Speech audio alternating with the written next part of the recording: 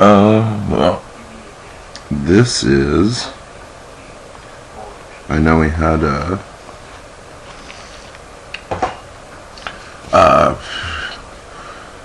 there was, I can't remember, like 20 punk shows, and then I had to take them all off because I broke up with my girlfriend, and I just felt inappropriate somehow having video of art, so I took it off. I took it off.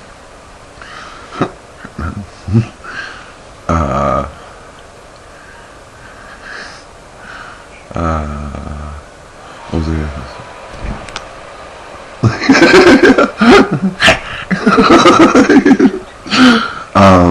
Today I'm going to read a selection from the Crackhead Mike's book. Oops. And I'm going to show you all the paintings in it too. There's, of course, this one. There's it looks like two swordsmen fighting. It also looks like other things. There's a painting of my friend Allie Lee McCallie. Very pretty Scotch Italian girl.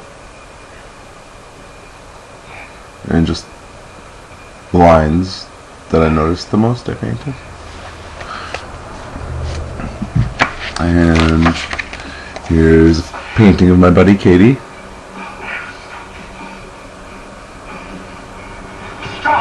And along with that I wrote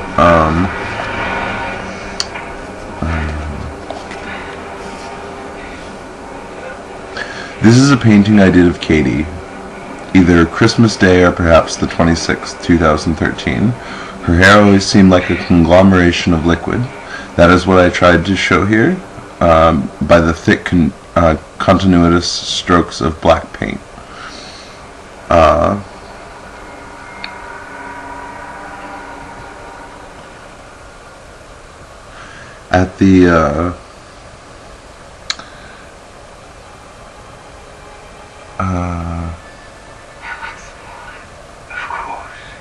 At the time it was painted, her hair had its natural brown roots for about 4 inches.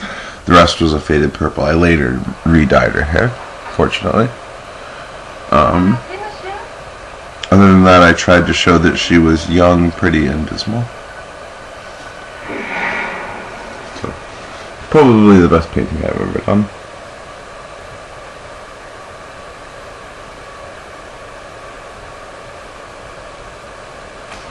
Anywho. There's a painting of what I thought Kitty and I, if we had a child, would look like.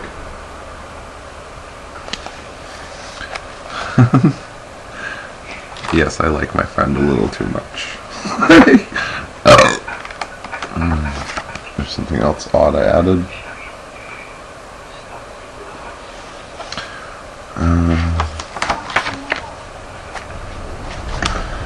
Let's see.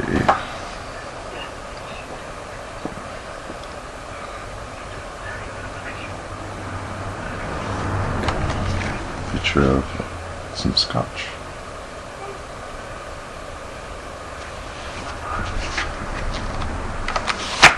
Some other pictures.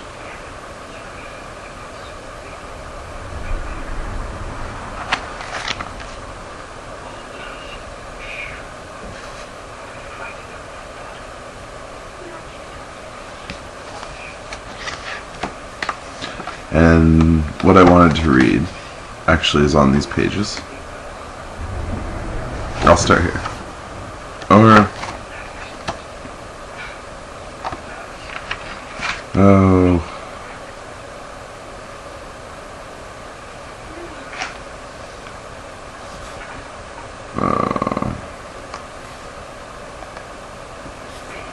This is the Crackhead Mike's book, so it is appropriate to the punk show. I don't know where to start.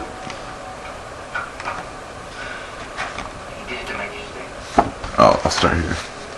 The 7th, 8th, and 9th albums, I've forgotten now, One of them was called Psycho Killer Living with His Mom, or No Hits But 8 Tits. I'm sure they were good albums. Cancer and I lived together off and on for about 10 years, so it's all sort of runs together.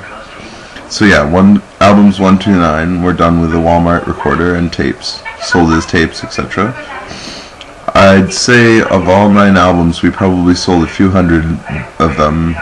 Sometime around 2007, 2008, we put out our first studio album, It's All True.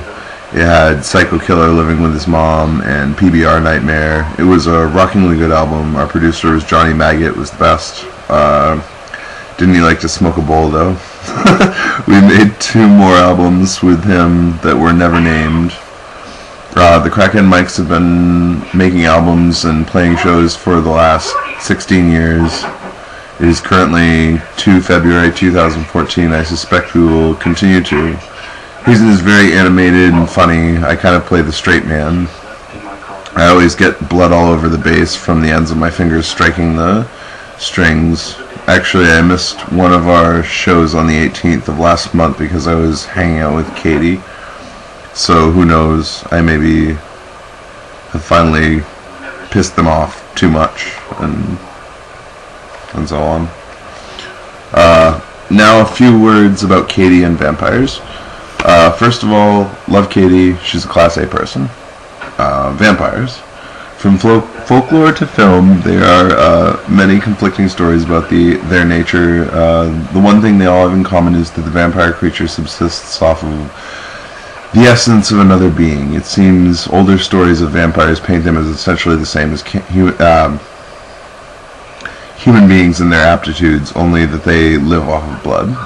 Later, more modern versions of the vampire include such differences as fangs, super speed, strength, telepathy, flight, power of suggestion, resiliency to physical damage, enhanced physical senses, unprecedented smarts, and everlasting life, as well as many of their less common themes. A few words on words. Language is a finite set of sounds, respective definitions. Language is a finite set of sounds and respective definitions.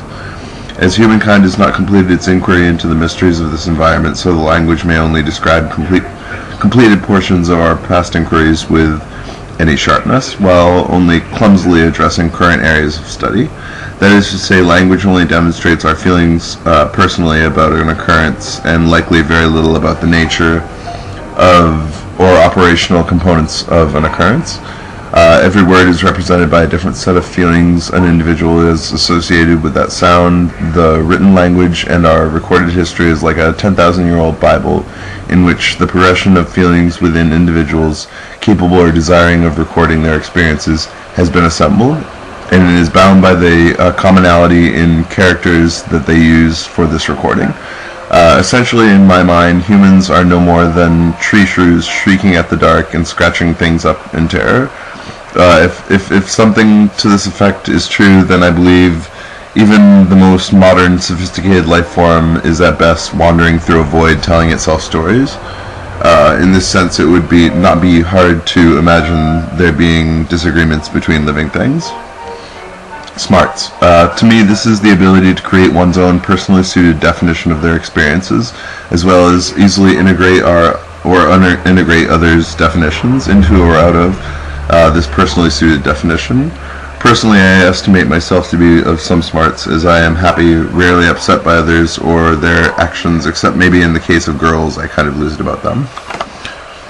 Health. Overall, between all of the parts of the body, their individual existence and combined states, you could say that maybe what is important is a particular efficiency of function, given some desire for a particular outcome, but I would say a better appraisal of the health would not be what the body does, but if it feels pleasing to its conscious portion or element. For instance, a junkie with unlimited junk is healthier than an Olympian runner who has a depressing marriage. Even though the Olympian will likely spend more seconds alive, the junkie's satisfaction with life and thus state of mind and inherently the junkie's reality is one of a beautiful and just world, whereas the Olympian's world is diminished and painful, like heaven and hell. Social awareness. This, to me, is looking at all of the other people as unique sources of perspective that, with their thoughts, words, and actions, create our common environment.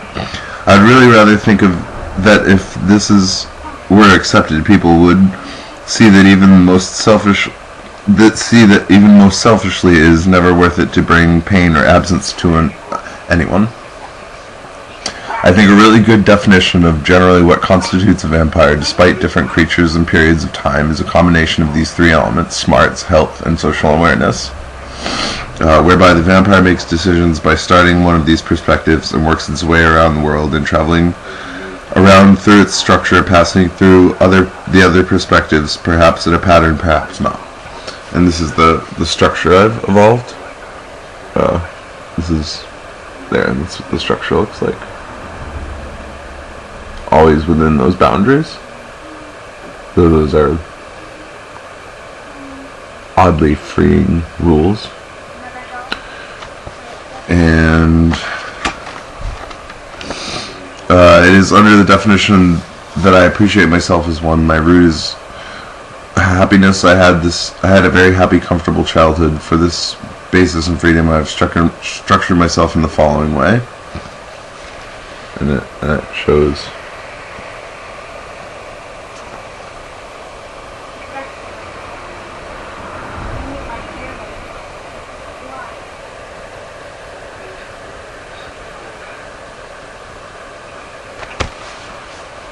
I may go from think to the consciousness that I'm happy to feel, or vice versa, or back and forth between feel and I am happy, or back and forth between think and I am happy, but never feel to think. I keep my thoughts and feelings buffered from one another, always completely dismissing one, reasserting that my state is one of happiness, then allowing the next direction of the two to be chosen. This prevents my imagination or my physical ailments from causing me discomfort via their playing off of each other. As a result of this perspective I've created, I'm very content in the presence or absence of almost any circumstance. I have few physical or mental needs. I have few possessions, as they hold a little more value to me in most cases than do the shapes and clouds in the sky.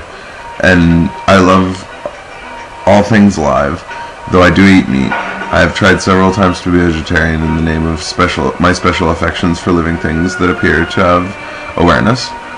I spend nearly all my time on art, writing, philosophy, eating, and sleeping. Thus, a diagram of my interest looks like this.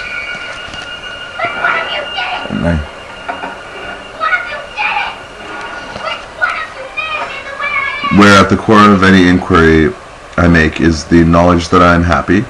With this, I approach my environment from a perspective that is a mishmash of beliefs about life that have their root in art and the art that I've seen, philosophy that I've read and heard, and other sets of words and symbols that I have beliefs in.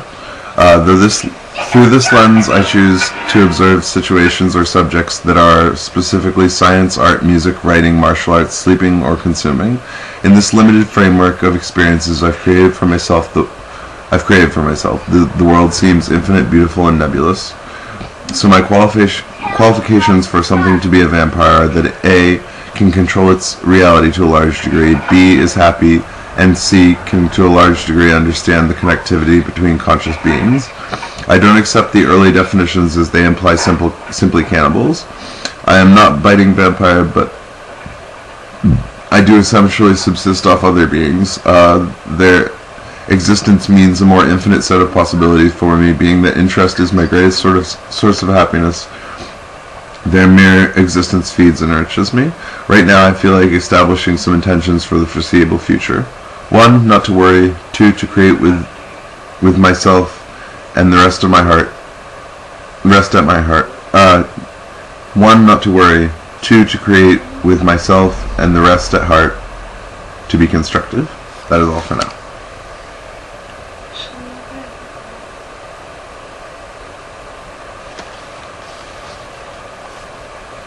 And then some depressing poems and so on and so forth. It's a great. Oh, and then I write in spooky old.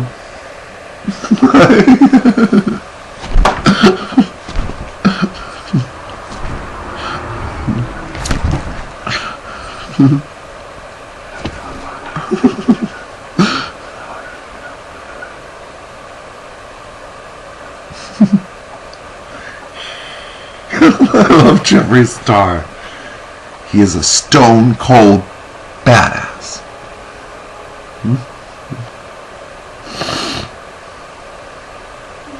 You are the love to my Cobain, blood to my brain.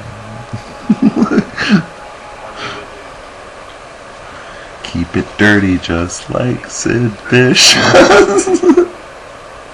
I love that guy. He's too fucking cool. Too fucking cool.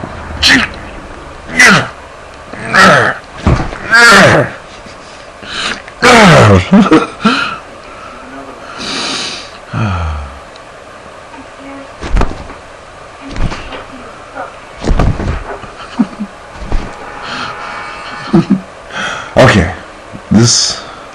that was Punk Show episode 3. Right there.